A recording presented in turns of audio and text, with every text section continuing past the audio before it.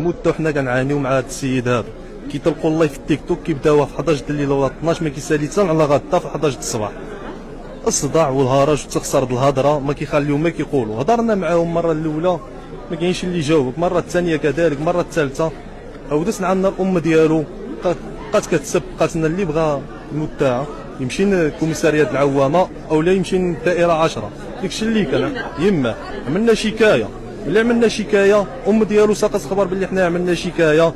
عاودتنا عندنا نهار الجمعه مع شي 2:30 د الليل ولا 3 بداو كيسبوا مسطيحا، ما خلاو ما قالوا، بداو كيهددوا سيبوا علينا الكيسان، ما خلاو ما سيبوا علينا ديك الليله. مشينا عاود عملنا ديكلاراسيون في كوميساريات العوامه، عملنا 4 المحاضر.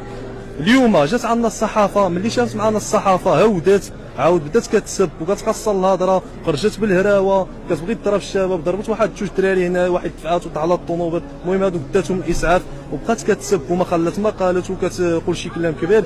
كتهمني اولا بالتهريب الدولي وانا ما عندي حتى علاقه بهذا الشيء هذا، وكتهم الناس الجيران الحومه باللي كيتحرشوا بها، الناس ما عندهم حتى علاقه، ناس مزوجه داخله سوق راسهم. المهم كنتمنى من السلطات تشوف معنا شي حل وشكرا.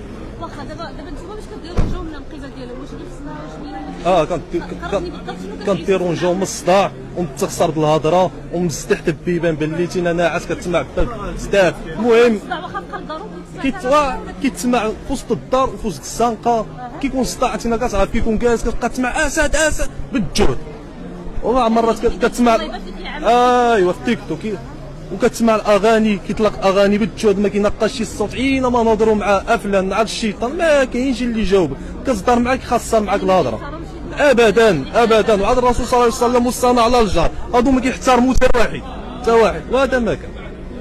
واخا دابا كيجيو البوليس شنو عملوا معاكم دابا غنمشيو دابا نشوف شنو نعملوا معاهم. هما تما دابا هما ما حاولوش انكم زعما يخرجوا باش يهضروا معاكم؟ لا ما كاينش الحوار ما كاينش معاهم لا والو، كيعرفوا غير العنف والتخسر د الهضره، اما الحوار ما كاينش. شحال الوقت نتوما كتعانيو معاهم؟ ملي بداو في التيك توك، ملي بداو هما كيعملوا اللايفات في التيك توك.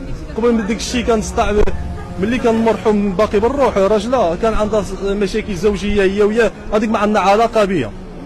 ودابا ملي بداو في التيك توك بدينا كنسمعوا الصداع، وهذا ما كان.